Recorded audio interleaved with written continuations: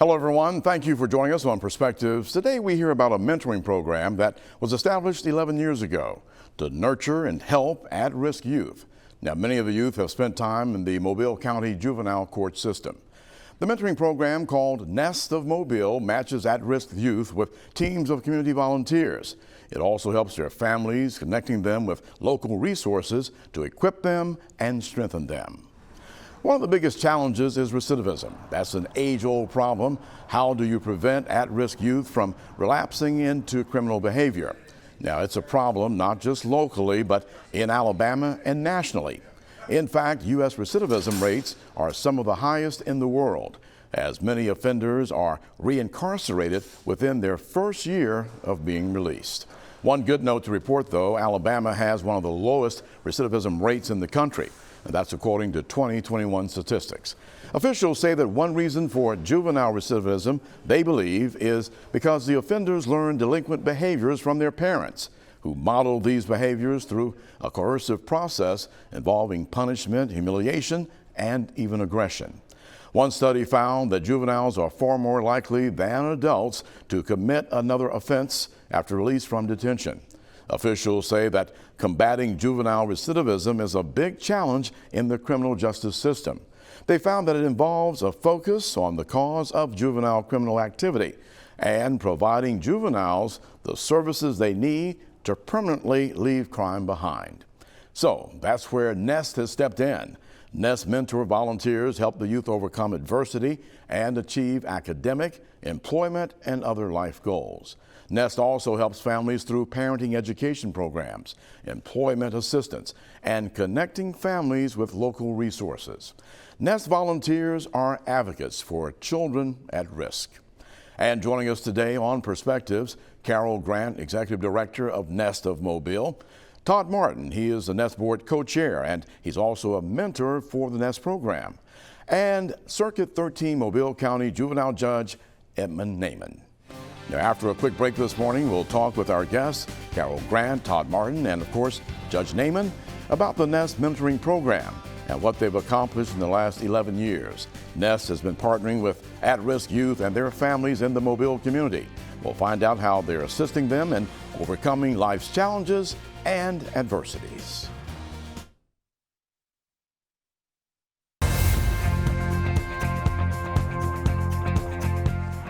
Welcome back to Perspectives, and this morning we're talking to three very important guests who are doing some very critical and needed work in the community. Carol Grant is here along with Todd Martin and, of course, Judge Edmund Naiman.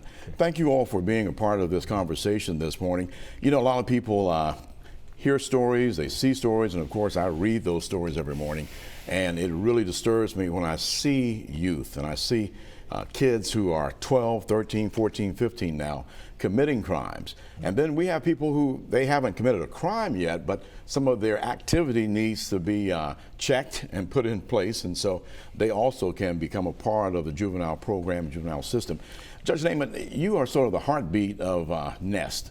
You know, you saw some things that you observed from being in the court on the bench with not just the kids, but the parents, and you felt a need that you need to do something more. Yeah, absolutely. Tell us what struck you. What exactly said, okay, Judge Naiman, this is in your court now? Well, so you know, I saw young people, 92% of the children that came into my courtroom were coming from a home where there was no father. Many times there was no mother. There were grandmothers having to raise so many kids. I saw the violence in our community. I saw the educational failure in our community, and just the dysfunctional lifestyles of the family that and how they were operating. It was really disconcerting. Now, we had programs that we could do to help change their behavior, but unless we made a real difference not only with the child but the family, and unless we were able to give that child just one person, just one significant person that would reach out their hand and say, I'm not going to let you fail, I'm going to help you navigate.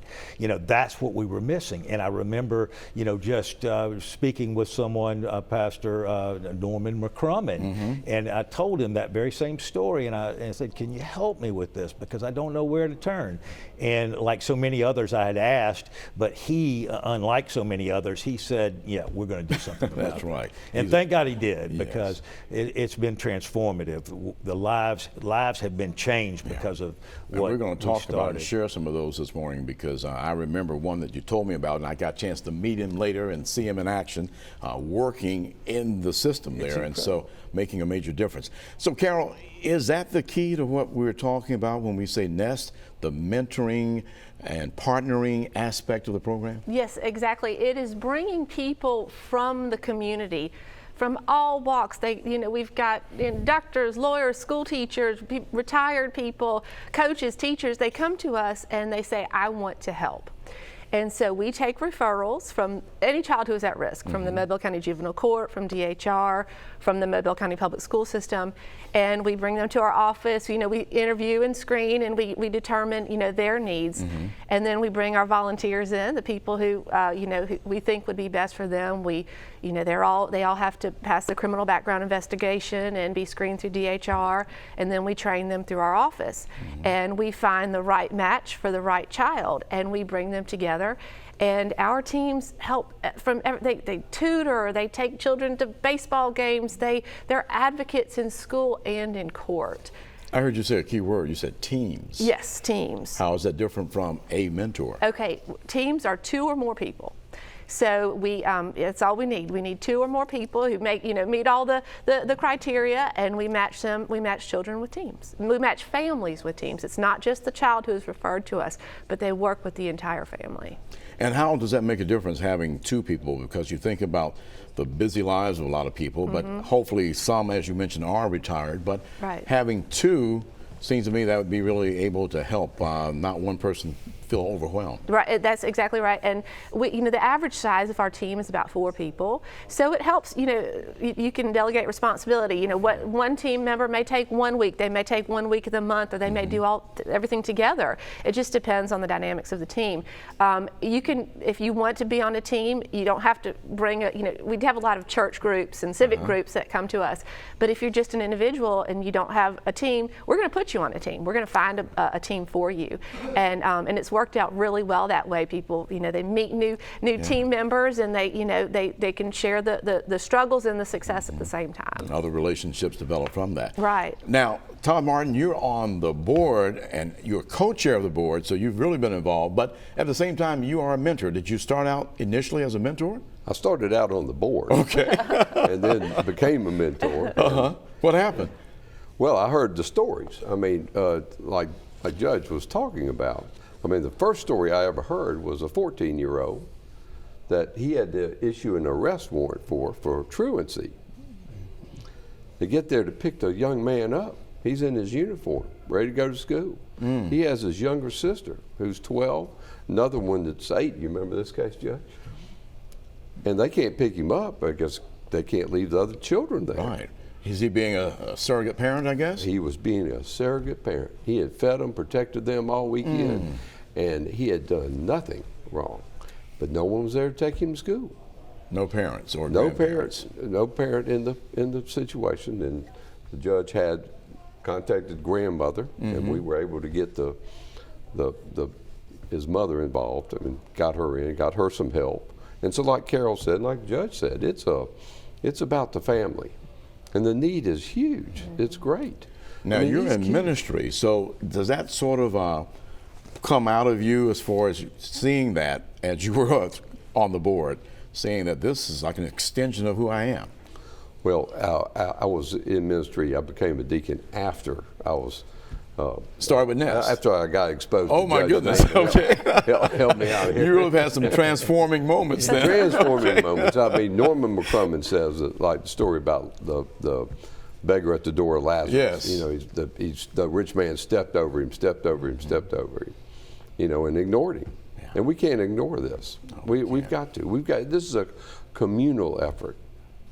Well, when you talk about it, Judge Naaman, it's issues that if you ignore it, it's going to be at your door, not only laying down there waiting on you, but it may be standing up, threatening you if you aren't able to reach some of the kids who just need that influence, as Carol mentioned of some of those team members in their lives. You're absolutely right, and that's what I love about you. Were talking to Carol about the teams. What the biggest part of having a group of people rather than one individual is that all that social capital that all of us have developed. And if we have a problem or an obstacle, we have a route to get around it. Or if we don't, we have friends that can help us. So many of our children are alone in the world, and their parents are alone in the world. They don't. If a car breaks down, that could be the end of that family in so many ways, and it could start just tumbling out of control. And so when you put a team together that say, I'm committed to you, mother, I'm committed to you, child, and we're not going to let you fail. It is a powerful, powerful thing. And that's what I love so much about Nest, with all these wonderful people that say, hey, I'm tired of stepping over you and ignoring you. I want to do something to help my community. I'm tired of being horrified by what I see on TV. I want to do something about it. And when you save the life of a child, when you turn a family around that is suffering, you are saving your community and ultimately perhaps saving yourself, because you're right, those that we ignore can come back to hurt us if we're not careful. I've very sad story that a principal shared with me one time, where she was in court to follow up on a case that had been a murder case, and she remembered that young man when he was an elementary school student in her school, and when he turned around to look at his family, it was like, what happened? What did I do?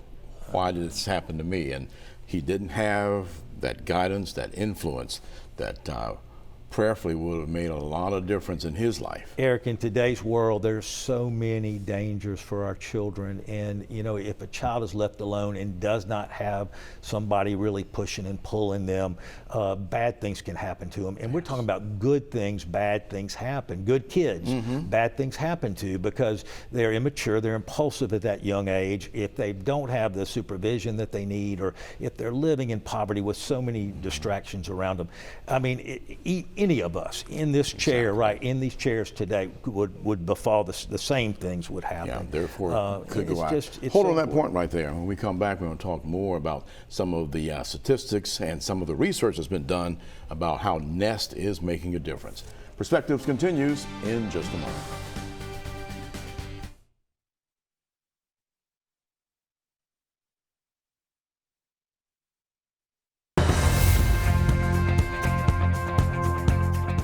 And we're back. We're talking about the Nest program of Mobile, and our three very special guests here telling us about some of the situations and the challenges of young people in our community. And today, we used to think about juvenile delinquents as boys, but now when I see and read my stories in the morning, we have just as many young girls doing things that they shouldn't be doing as young boys now, and it's really blowing my mind. I'll say that because I wasn't used to that.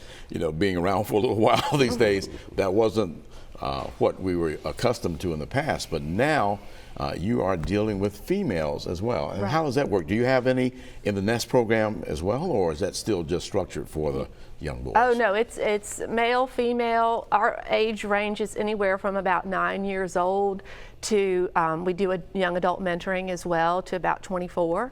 But male, female, babies. We bring the babies if a young lady has children, which we might have a 16, 17-year-old that has babies. We bring them into the program as well, and they're registered with our program. So any services that they need, we can help provide. And talk briefly about those services, because that seems to be one of the themes of Nest, as well as other people who have studied this problem, that you've got to be able to provide some type of services to help them get through those challenges. Right. Well, we do things like we can connect families with counseling services. So Catholic Social Services has been wonderful to us. So we connect with counseling. We connect with tutoring. The University of South Alabama Literacy Center has also been wonderful.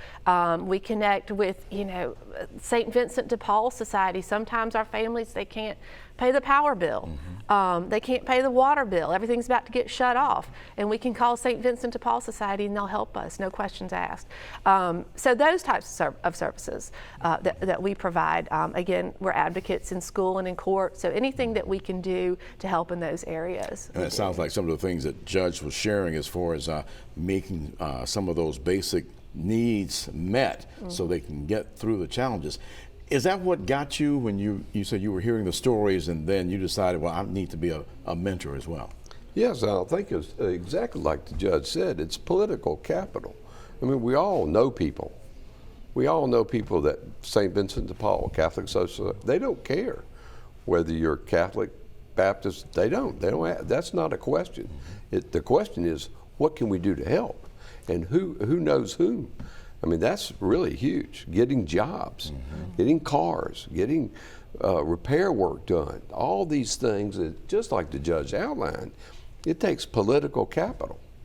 Now, the information that you all have provided into that program at South Alabama, and I remember hearing that young man speak years ago about what he saw and how he was just overwhelmed with the difference that Nest was making. How successful has Nest been? What are those numbers that you can share? It's incredible. I mean, Carol can probably have the more hard numbers. I'm dealing with tragedy in court every day, and I just see that young people and I can breathe a sigh of relief when I know that we're attacking the problems in this child's life, but I can let them go out the door, and when they go out the door, there's going to be a group of people that are going to be there to carry on what we've done. That's the problem that I never had that before. 11 years before, they were walking out, and I'm praying that everything's going to be okay. But I know, and I can feel confident now that they've got 3 or 4 or 5 people in their lives that they didn't have before, and there is no obstacle that cannot be overcome when you have good, strong people in your life. And so that's what I see in my courtroom. Kids that we didn't think were going to get out of middle school or high school are now, because we've been going on so long, are now going in college when they would never have got. Many more kids that come through Nest, they're going to get their high school diploma. They're going to move on, and they're going to have people that are going to help open up doors for them that they might not have had they not run into the court. And that makes really, it makes me feel so good. Right. That makes the court a place of healing, not just a place of of punishment. I like that. So how successful has it been? Because you all have hard, factual numbers about the difference you're making. Well, we work very closely with the University of South Alabama. Dr. Trey Stafuric has been awesome. He helps us a lot, he and his team over in the psychology department.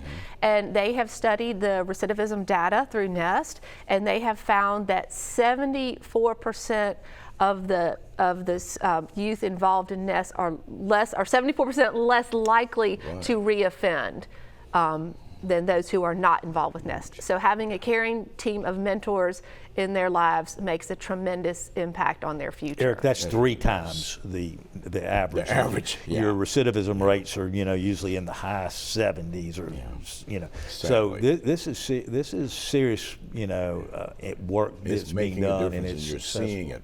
Well, let me ask you this: for people who are watching today, is it too late for them to get involved? No. We always need team members. We need everyone.